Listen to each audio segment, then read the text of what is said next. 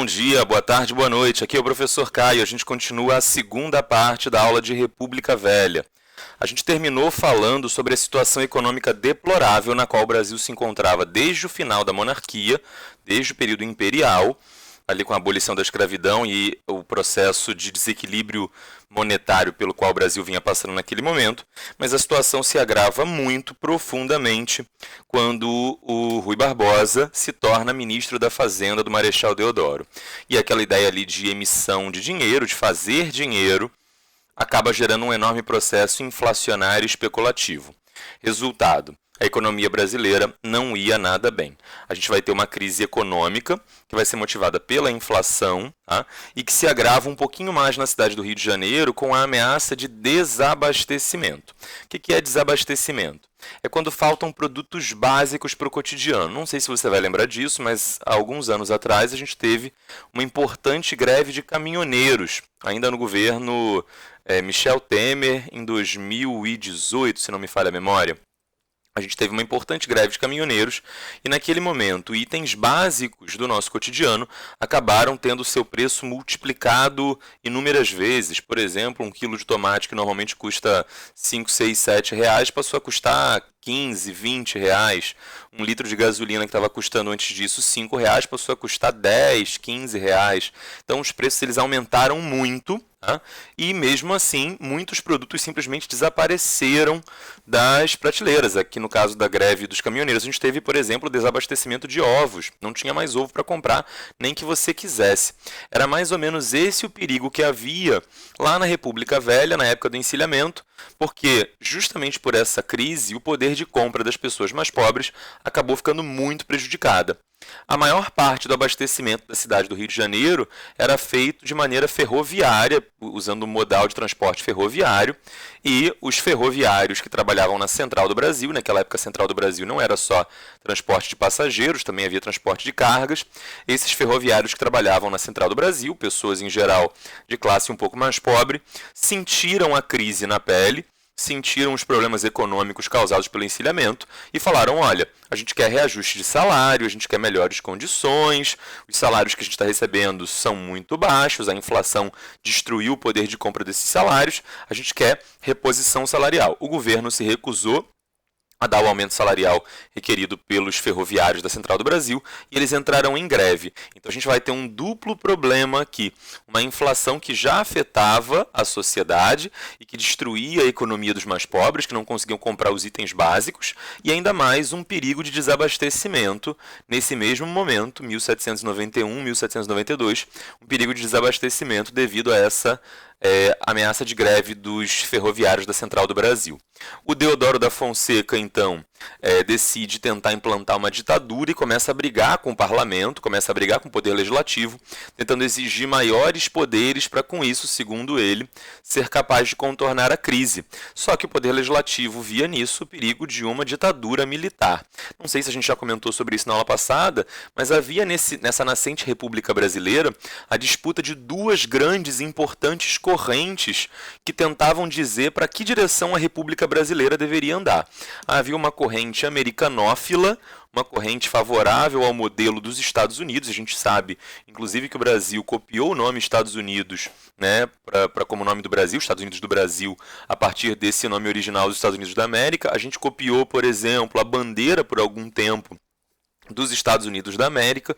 Então havia essa corrente pró-Estados Unidos no Brasil, e essa corrente defendia uma maior liberdade, um federalismo, uma maior autonomia de cada região, um poder maior na mão dos políticos. E havia uma outra corrente positivista, que era mais autoritária, que dizia que para que o progresso chegasse ao Brasil era necessário ordem. Ordem aqui no sentido era de controle dos militares sobre a política brasileira, uma ditadura na prática. Então essa briga vai se refletir nesse momento, no Deodoro puxando para um lado, querendo mais poder, querendo se tornar um ditador, e o poder legislativo tentando impedir que isso acontecesse. Tá? Soma com isso o fato de que a Marinha brasileira era uma força militar extremamente elitizada.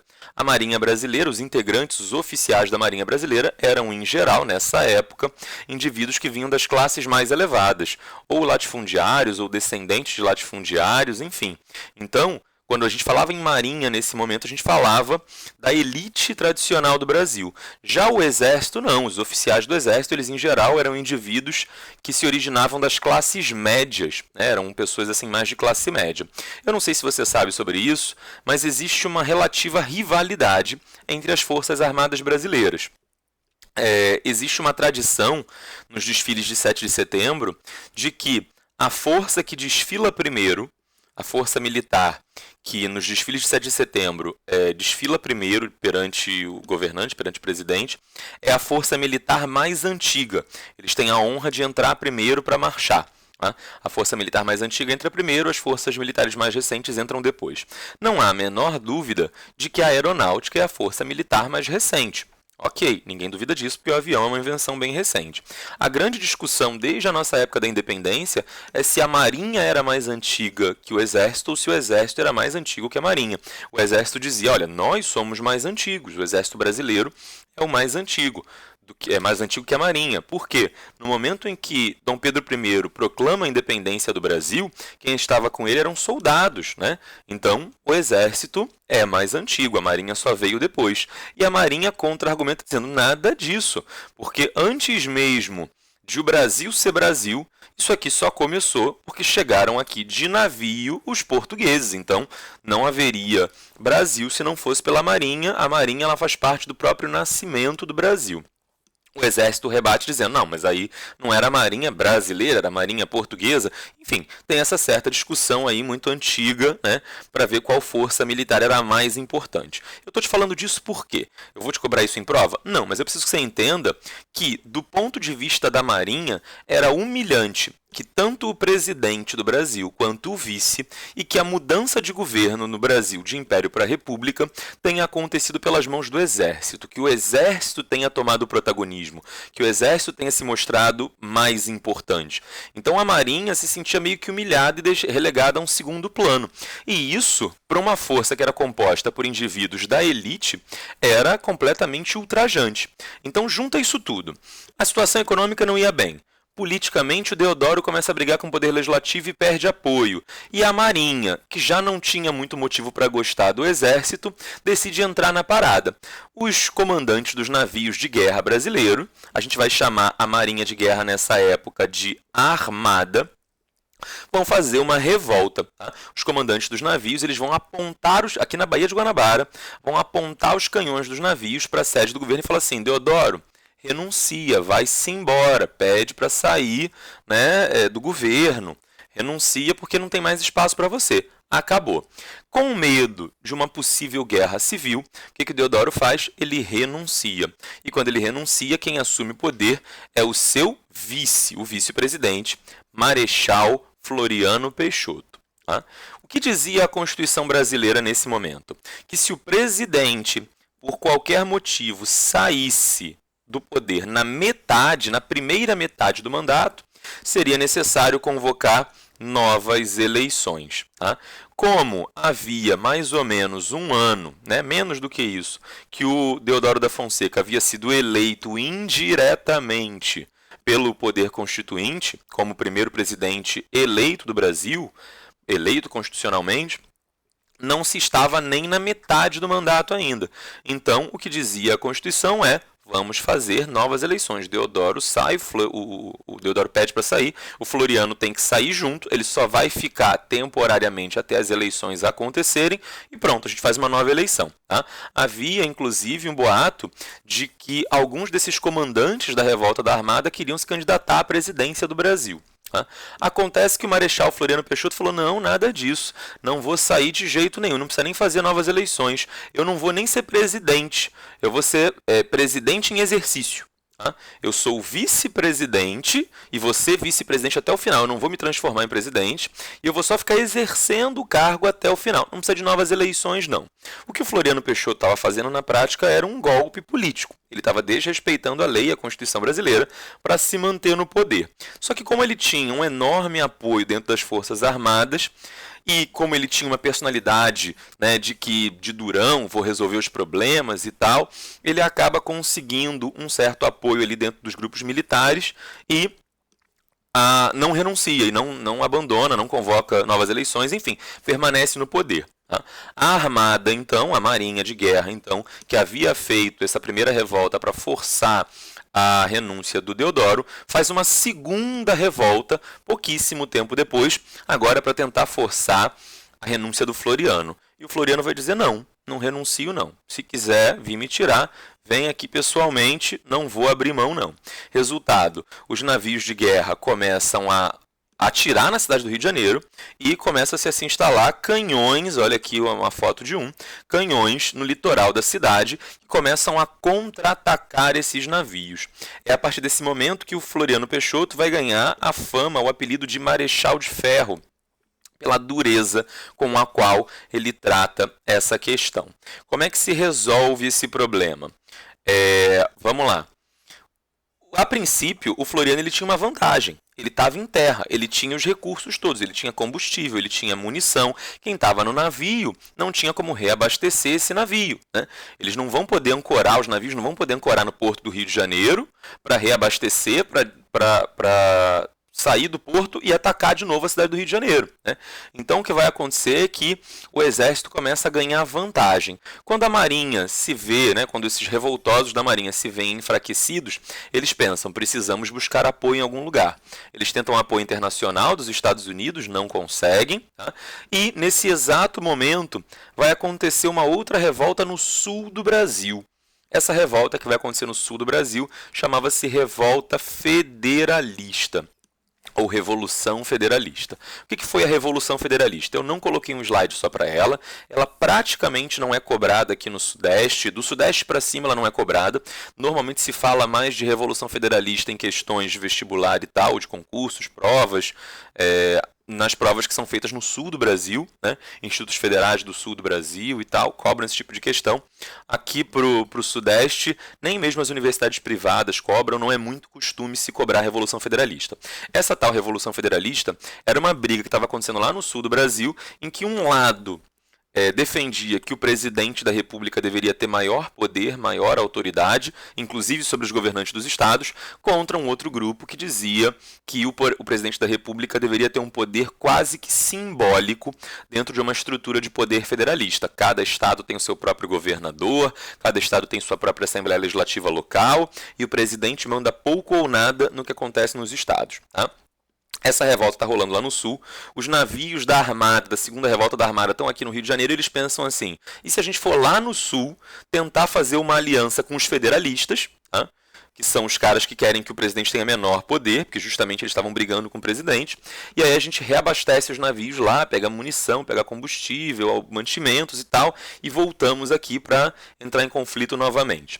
E aí esses revoltosos da Marinha, eles vão até a capital de Santa Catarina, tá? Exatamente, capital de Santa Catarina. Você que é um bom aluno em geografia, você que é uma boa aluna em geografia, já sabe o nome da capital de Santa Catarina.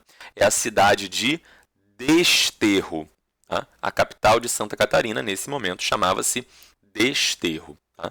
Então, os navios da Armada vão até Desterro, capital de Santa Catarina, reabastecem, voltam aqui para a cidade do Rio e começam a bombardear a cidade do Rio novamente. Quando o Floriano Peixoto descobre isso, ele manda uma grande tropa lá para Desterro com ordem de massacrar, de dizimar a cidade de Desterro. Vai no comando dessa expedição um coronel do Exército Brasileiro chamado Coronel Moreira César. Ele vai como Coronel Moreira César e quando volta para o Rio de Janeiro ele ganhou um apelido. Ele passa a ser chamado de o Corta-Cabeças. Você já consegue imaginar o que o Coronel Moreira César fez em Desterro. E como cereja desse sundae, né, como o toque final, Floriano Peixoto manda mudar o nome da cidade de Desterro, manda rebatizá-la e a cidade passa a partir de então a se chamar Florianópolis. Se você decompuser essa palavra em duas partes, Florianópolis significa Floriano Polis. Polis significa cidade em grego e Floriano era o nome do presidente. O presidente, então, ele massacra, destrói, arruína a cidade e depois manda reconstruí-la com seu próprio nome, como um sinal de poder, como uma demonstração de que quem mandava ali era ele e que quem ameaçasse o seu poder teria o mesmo destino que os habitantes de Desterro. Tá? É a partir desse momento que a capital de Santa Catarina ganha o nome de Florianópolis, porque decidiu enfrentar Floriano, foi massacrada por ele e acaba sendo obrigado a adotar esse nome na cidade. Tá? Então, o Floriano Peixoto ele vai continuar governando, ele vai conseguir derrotar a armada, porque a armada, de novo, não tinha mais onde abastecer e passa mais um tempo, acabou munição, acabou combustível, acabou comida. Então, os revoltosos da armada acabam se rendendo.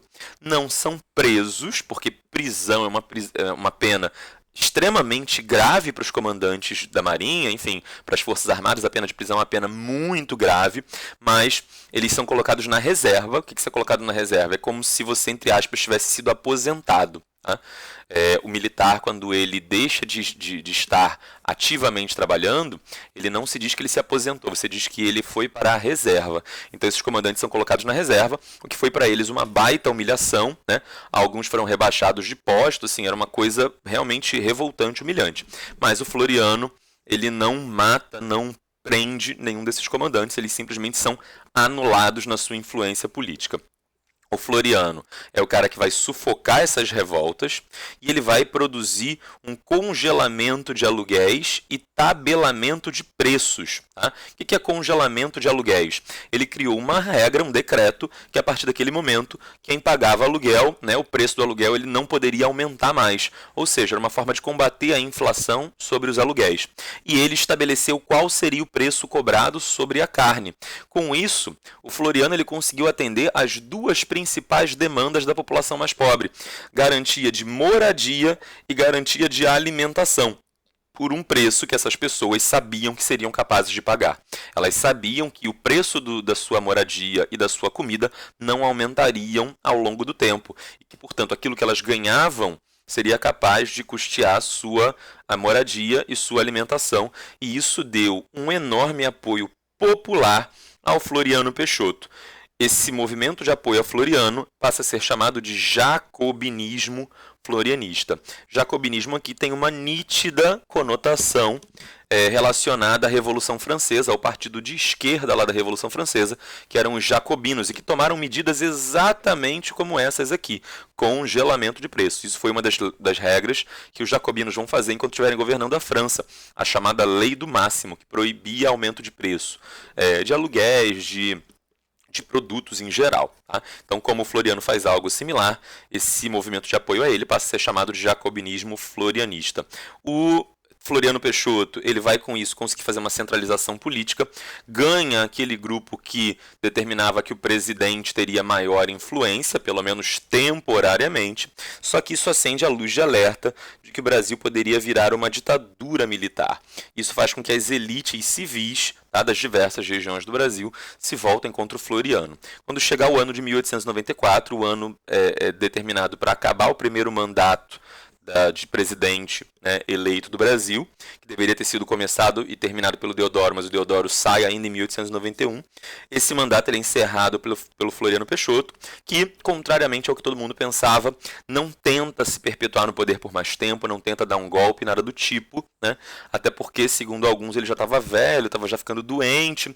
O Floriano Peixoto vai morrer pouquíssimos anos depois de sair do poder, uns 2, 3 anos depois ele vem a falecer. Deodoro da Fonseca também, os dois já tinham uma certa idade, então muita gente alega que talvez isso tenha pesado para que o Floriano não tenha tentado se perpetuar no poder, porque já não tinha mais nem condições físicas. Vamos tentar fazer uma questãozinha aqui rapidinho.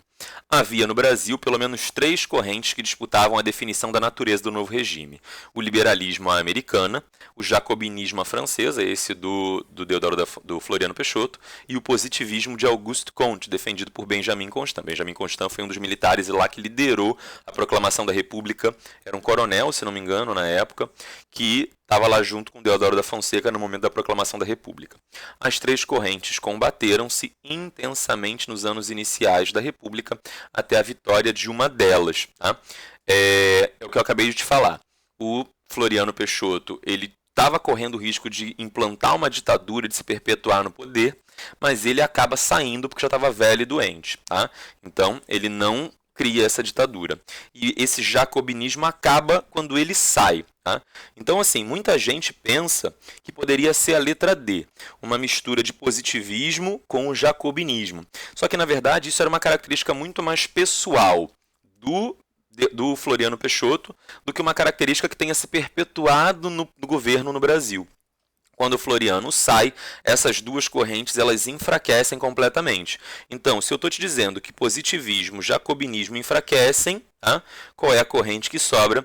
É a corrente liberal americana. Tá? Depois que a gente termina a República da Espada, quem de fato prevalece é justamente o modelo federalista defendido por Rui Barbosa. É esse o movimento que vai predominar na Constituição. A lei brasileira no papel, ela estava muito mais inspirada, copiando o modelo americano do que o francês ou do que o positivismo. Então, a resposta aqui precisa ser corrente americana. Tá? E a gente sabe que essas correntes estavam em disputa ali no momento. Teve um momento que a bandeira brasileira, inclusive, foi uma cópia da bandeira americana. O nome do país era uma cópia do nome dos Estados Unidos, enfim.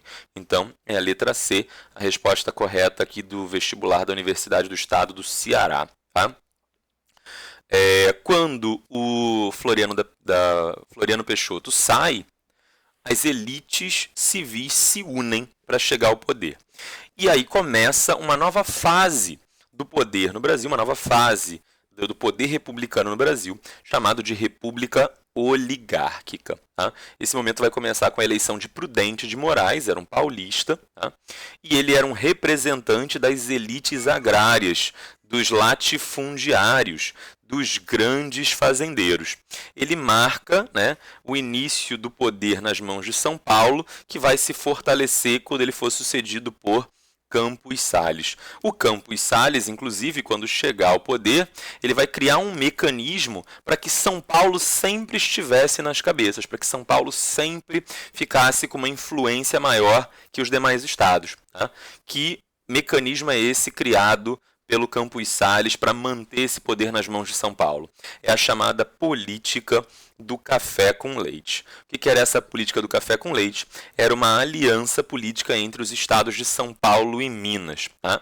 Em que Minas Gerais vai se tornar aí uma espécie de coadjuvante, de auxiliar do poder nas mãos de São Paulo. A gente vai falar melhor sobre isso, você vai entender isso daqui a pouquinho.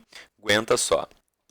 Outra característica muito importante desse momento, e é por aí que a gente vai começar, né, da República Oligárquica, era o coronelismo. O que era esse coronelismo? Qual é a origem do nome? Por que ele foi possível? A maioria da população no Brasil, nesse momento, vivia em ambiente rural. Hoje, 2020, mais da metade dos brasileiros vivem em ambiente urbano, vivem em grandes cidades. E a vida nas cidades é uma vida um pouco mais livre, né, uma vida mais anônima, em que cada um faz aquilo que quer, sem que ninguém esteja observando ou se preocupando com a tua vida. Mas em ambiente rural, normalmente cidades pequenas do interior, todo mundo se conhece, todo mundo vê o que a pessoa do lado está fazendo. E principalmente nesses ambientes rurais do interior, a chance de ascensão social é muito pequena. Tá? Na cidade, você tem a maior chance de, por meio do seu trabalho e do seu esforço individual, prosperar. São maiores as riquezas que circulam no ambiente urbano, são muito grandes as possibilidades de negócios lucrativos em ambiente urbano. No campo, não. Quem é dono da maior parte da terra vai ser o dono da maior parte da terra de forma quase que indefinida, né? E isso passa praticamente de forma hereditária. Se você é um grande fazendeiro, você vai ter filhos e seus filhos vão ser grandes fazendeiros, e os seus netos e seus bisnetos e assim por diante. Então, o ambiente rural era um ambiente de muito controle, tá, social, era um ambiente de enorme desigualdade, e aí a gente passa a falar do poder desses fazendeiros. Esses grandes fazendeiros eles eram chamados de coronéis. Por quê? Porque eles eram militares? Não, não tem nada a ver com eles serem militares. Mas, Caio, o cargo de coronel é um cargo militar. Para entender isso aqui, você vai precisar lembrar da criação da Guarda Nacional lá no período da regência entre o primeiro e o segundo reinado. Tá? Quando acaba o primeiro reinado de Dom Pedro I, antes de começar o segundo reinado de Dom Pedro II, a gente teve um período no qual Dom Pedro II ainda era criança e não podia governar. Nesse momento, chamado de regência, a gente passa a ter várias revoltas acontecendo em diversas regiões do Brasil. Essas várias revoltas elas ameaçaram a integridade política, a integridade territorial do Brasil. Para combater essas revoltas foi criada a Guarda Nacional. E a Guarda Nacional, ela estabelecia que só poderia fazer parte dessa guarda quem fosse eleitor lá no Império. Se você lembrar que na Constituição Imperial o voto era censitário, só era eleitor quem tinha dinheiro. E principalmente os cargos dessa Guarda Nacional, eles eram atribuídos de forma proporcional à renda dos indivíduos. Então, indivíduos de renda um pouco mais renda muito baixa nem entravam na Guarda Nacional. Renda um pouco mais elevada, né, mas ainda não ricos, esses caras eles entravam com baixas patentes na Guarda Nacional. E o sujeito de muita riqueza, ele ganhava o cargo mais alto da Guarda Nacional. O cargo mais alto da Guarda Nacional era o cargo de coronel. Então, normalmente, em cada cidade, o sujeito mais rico da cidade ganhava a patente de coronel da Guarda Nacional, não do Exército. Com o passar do tempo, surge a associação entre o cargo de coronel da Guarda e a função de fazendeiro, de tal modo que, mesmo que o sujeito já não fizesse mais parte da guarda efetivamente, ele continuava sendo chamado de coronel. Então, no interior do Brasil, nos ambientes rurais, a partir da metade do século XIX, o cargo coronel, o nome coronel, não era mais usado efetivamente como um indicativo de função militar, mas sim apenas como sinônimo de que o sujeito era rico e era um grande fazendeiro. Cada região possuía seus coronéis locais, tá? E esses coronéis eles eram em número muito limitado, muito restrito. Então, como eles eram um pequeno número de indivíduos com muito poder e muita influência, eles eram oligarquias, eles eram oligarcas. Oligo em grego, poucos, arquia, poder, poder nas mãos de poucos. Essa oligarquia brasileira, desse momento, era uma oligarquia rural, eram latifundiários. Esses caras vão estabelecer com a população mais pobre do local uma relação paternalista. O que é paternalismo? Paternalismo vem do latim pater. Pater em latim significa pai. Quem é, em teoria, o pai? O pai é o sujeito que sustenta, que fornece os recursos para o filho, que alimenta o filho, que provê para sua família, mas ele também é o sujeito que exerce a autoridade, que disciplina, que manda e que quer ser obedecido, tá? Então, o conceito de paternalismo aqui, ele vem dessa ideia de que esses fazendeiros, eles auxiliavam essa população, eles garantiam sustento para essa população, mas em compensação eles mandavam nessa população pobre que vivia na região. Vamos entender isso um pouquinho melhor. Esses coronéis, eles vão controlar os votos dessa população. Se você lembrar agora da Constituição de 1891, você vai lembrar que, em primeiro lugar, o voto ele era masculino, ele deixa de ser censitário, mas passa a ser capacitário. Só pessoas capazes de ler e escrever, em tese, poderiam votar. Como é que você sabia se o sujeito era capaz de ler e escrever? Tinha que levar diploma? Não, até porque tinha gente que aprendia a ler e escrever sem ir para a escola. Aprendia porque alguém mais velho já sabia e ensinava. Então, como é que você comprovava que uma pessoa sabia ler e escrever para fins eleitorais? Simples, se ela fosse capaz de assinar o próprio nome, ela já era considerada suficientemente alfabetizada. Tá? Então, o voto era masculino, capacitário só para pessoas alfabetizadas, mas, principalmente e mais importante, o voto era aberto. Tá? O que isso significa? Que todo mundo da região sabia em quem as pessoas votavam. Aquilo que eu te falei, cidades pequenas em que todo mundo se conhece, todo mundo vê o que os outros estão fazendo. Tá? Resultado, as pessoas ficavam sabendo do voto do Zequinha da padaria, do Chiquinho do bar, da Mariazinha da farmácia. Todo mundo sabia os votos uns dos outros.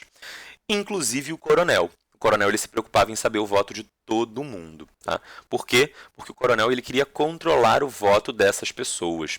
O coronel ele era o cara que dizia o seguinte: todo mundo aqui nessa cidade vai votar no Joaquim.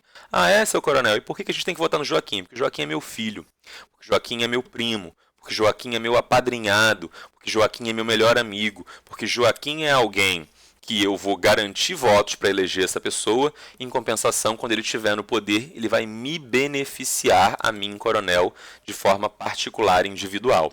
Começa a haver, então, uma relação promíscua entre elite econômica e classe política. Os políticos eles percebem que eles não têm que convencer as pessoas sobre a qualidade das suas propostas. Os políticos percebem, nesse momento do coronelismo, que eles têm que agradar a esses coronéis, prometer, por exemplo, esquemas de corrupção, vantagens econômicas indevidas, enfim.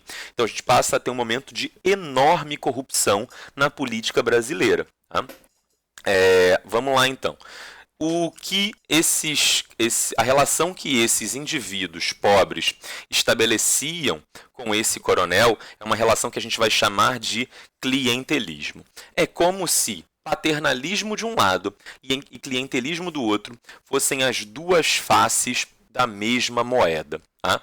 É uma relação que envolve um sujeito poderoso e um sujeito muito fraco. O sujeito poderoso é o grande fazendeiro, o sujeito muito fraco é o camponês, é o agricultor pobre.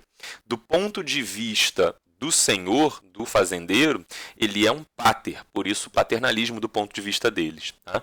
E do ponto de vista do agricultor, do camponês pobre, ele é um cliente. O que é o cliente aqui nesse sentido?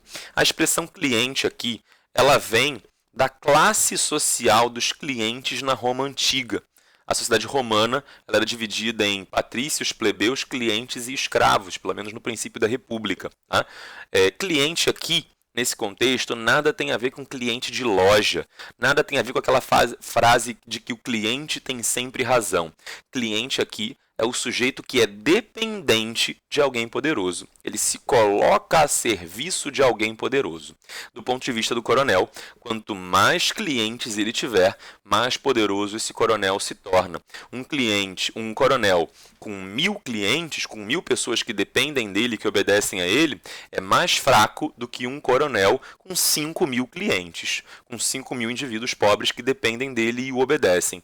Porque se você é um político, se você é o Joaquim e precisa buscar algum coronel para te apadrinhar, para te apoiar politicamente, você não vai buscar um coronel que só vai te dar 1000 votos. Você vai buscar um coronel que consiga te garantir 5.000 votos. Isso dá maior possibilidade para você, Joaquim, virar o candidato eleito, né, se você apoiar o coronel mais forte. Então, em cada região do Brasil era muito comum a gente ter algumas oligarquias, alguns coronéis. Alguns coronéis eram mais fortes, mais poderosos, outros coronéis eram mais fracos. Né? E aí esses coronéis eles brigavam entre si, eles disputavam influência entre si. Tá? Quanto maior a influência desse coronel, maior dizia-se que era o seu curral eleitoral. Uma coisa que muito aluno erra. Muito aluno pensa que curral eleitoral era a cabine de votação. Não é disso que a gente está falando. Tá? Curral aqui tem a ver com a ideia do cabresto. O cabresto é o que você coloca na cabeça de um animal para conduzi-lo em determinada direção. O voto de cabresto tem esse nome porque é como se o coronel colocasse um cabresto no voto para guiar, para direcionar para onde iria esse voto. Tá? Quanto mais clientes, mais votos esse coronel conseguia, maior era o seu curral eleitoral, maior era a sua área de influência. O curral é o lugar para onde você leva o sujeito que está no cabresto, o animal que está no cabresto. Por isso é que muita gente pensa que o curral eleitoral é a cabine de votação, concretamente é o local em que a votação acontece. Não, a expressão curral eleitoral aqui ela é uma expressão metafórica. Ela é o indicativo do grau de influência que esse coronel vai exercer. Entendido? Vamos ler um trechinho aqui de um texto falando sobre o poder e a influência dos coronéis. O coronel é o homem que comanda a política nacional, porque ele é quem elege os homens que fazem a política nacional. Sem ele, ninguém é eleito. Em verdade, o coronel é o homem que resolve os casos sem solução. É ele quem atende o cidadão que bate à sua porta às 3 horas da madrugada porque não tem recursos. Ele se levanta e vai procurar um médico que o atende porque é seu amigo e leva a pessoa para a Santa Casa ou ao hospital. Todo mundo pensa que o sujeito vai para o curral eleitoral à força. Não, ele vai porque quer. Olha o paradoxo que a gente tem aqui no Brasil nesse momento. Deixa eu te dar um exemplo do que acontecia. Imagina o seguinte, está aqui o coronel. Tá? O coronel ele é dono desta fazenda. Aqui está o porto, por onde vai ser exportada a mercadoria. Tá?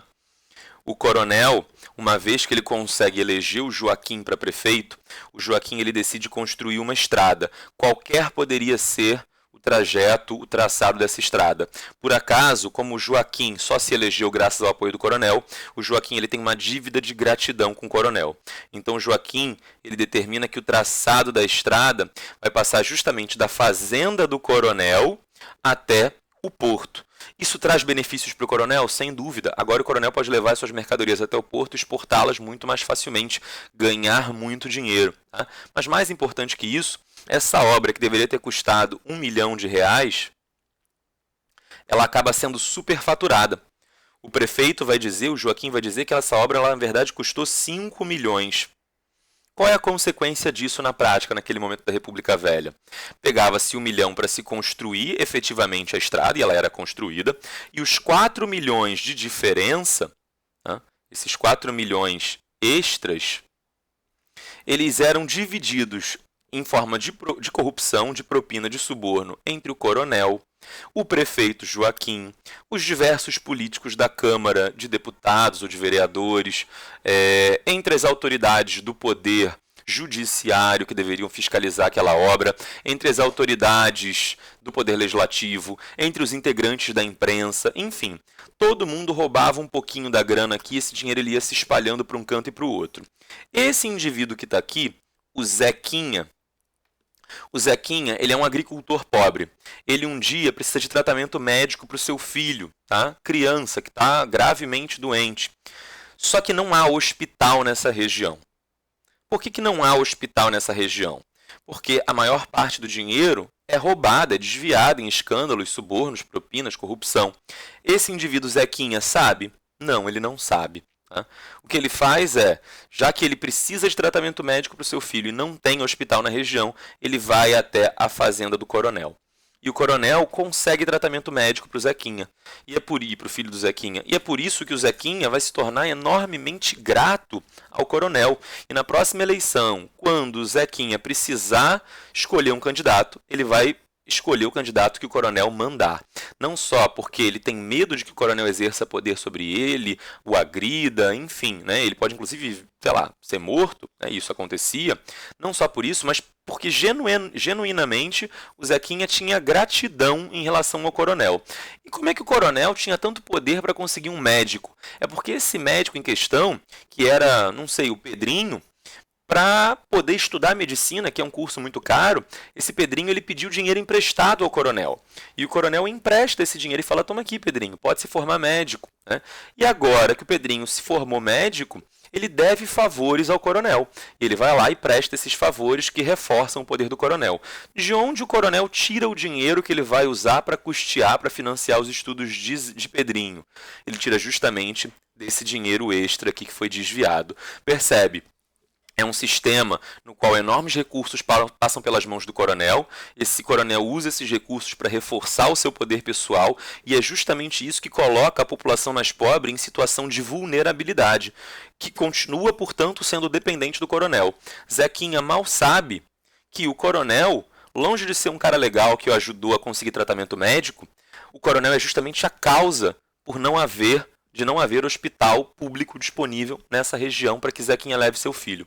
É um baita de um paradoxo, em que os indivíduos mais simples, mais ignorantes, acabam sendo gratos justamente aos políticos e aos indivíduos corruptos que são a causa da sua pobreza, que são a causa das suas dificuldades econômicas, sociais, etc, etc, etc. Isso era uma situação que acontecia lá no Brasil, na época da República Velha, né? E isso era uma situação muito triste, que causava a manutenção de estruturas sociais injustas, desiguais, nas quais alguns poucos indivíduos controlavam a política e os recursos econômicos, e a maioria das pessoas, da população, continuava pobre, miserável, enfim, sem recursos. Tá? Vamos aqui agora para essa política do café com leite. Vamos voltar lá atrás no que eu havia te falado sobre o mecanismo criado pelo Campos Salles e tal.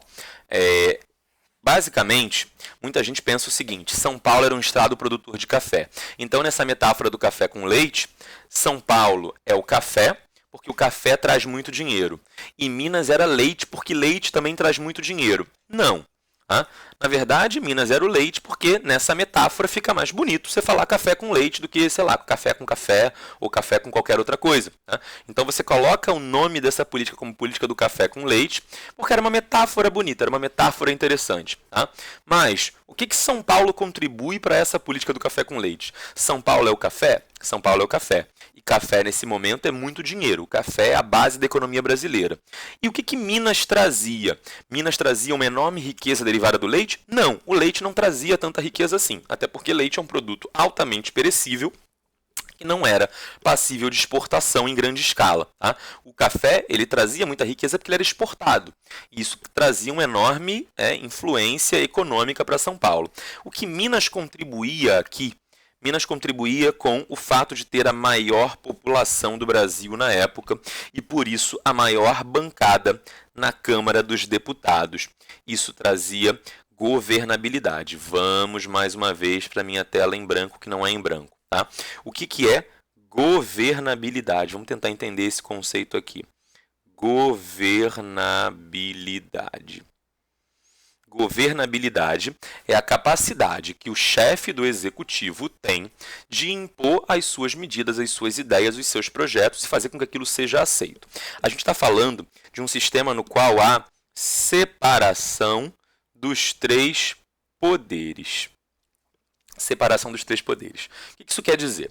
Hoje em dia, muita gente não sabe e acaba atribuindo a presidente da República, a governador, a prefeito, ou seja, aos cargos do executivo, uma influência maior do que eles realmente têm. Muita gente acha, por exemplo, que quando um candidato à presidência fala assim, ou candidato a governo do estado, ou um candidato a prefeito fala assim, vote em mim que eu vou melhorar a saúde, que eu vou melhorar a educação, que eu vou melhorar a segurança. Para realizar todas essas coisas, é necessário dinheiro. Tá? E esse dinheiro ele é estipulado na chamada lei de orçamento ou na lei orçamentária. E a lei orçamentária, sendo uma lei, ela obrigatoriamente é criada pelo poder legislativo. Portanto, o candidato ao executivo, presidência, governo do estado ou prefeitura, ele promete alguma coisa que, a princípio, ele não conseguirá cumprir sozinho. Ele precisará do apoio do legislativo. Então, ele vai precisar de governabilidade, a capacidade que o executivo tem de convencer o legislativo a apoiar as suas políticas. Tranquilo até aqui? Em diversos momentos do Brasil, a gente teve governos autoritários. Por exemplo, na época do Império, a gente tinha um sistema de poder moderador, de 4 poderes, no qual o imperador ele não precisava convencer ninguém. O poder que o imperador tinha era superior a todo mundo. Por exemplo, a gente teve no Brasil, na época de Getúlio Vargas, uma terrível ditadura, na qual Getúlio Vargas manda fechar o legislativo. Getúlio Vargas não precisava convencer ninguém a aprovar uma medida que ele quisesse. Ele criava ponto final e acabou. Em governos democráticos, é necessário que o chefe do executivo convença o legislativo sobre a importância daquelas medidas para que o legislativo aceite votá-las, aceite aprová-las. Infelizmente, o que aconteceu em diversos momentos da história do Brasil é que nem sempre o legislativo tinha em vista o melhor interesse da sociedade, das pessoas.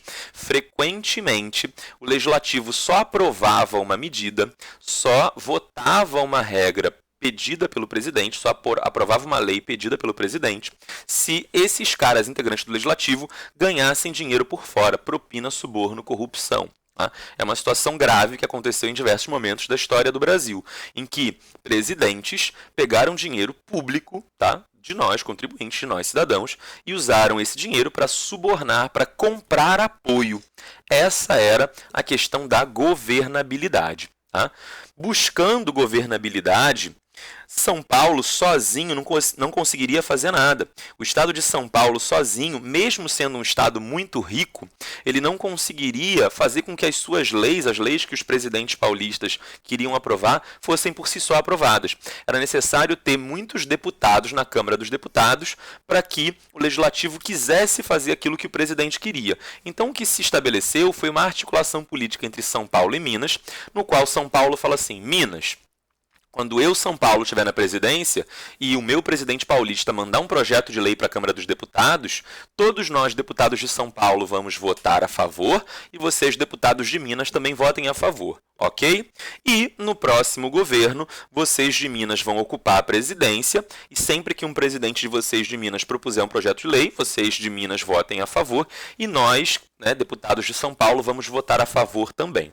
Ou seja, o que motivou essa aliança entre São Paulo e Minas não foi que um ganhava dinheiro com café e o outro ganhava dinheiro com leite.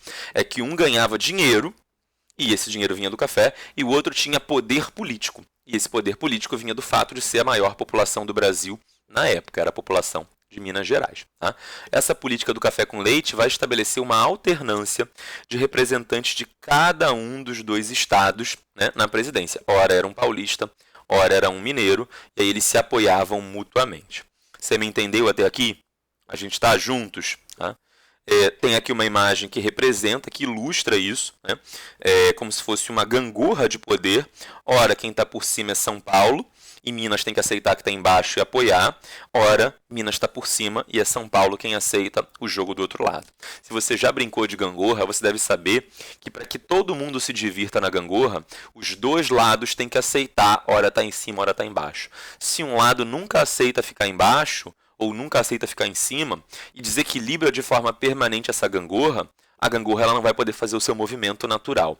É por isso que essa charge representa tão bem essa alternância política entre São Paulo e Minas. Tá? Dá para aprofundar mais agora? Não. Política dos governadores já é uma coisa muito mais densa e complexa. Tá? E aí, para a gente entender o que isso aqui quer dizer e qual é o impacto disso na política brasileira, a gente vai precisar esperar até a nossa próxima aula. Por hoje é só. Beijos, abraços. Se tiver dúvidas, deixa aqui embaixo e não esqueça de lavar muito bem suas mãos.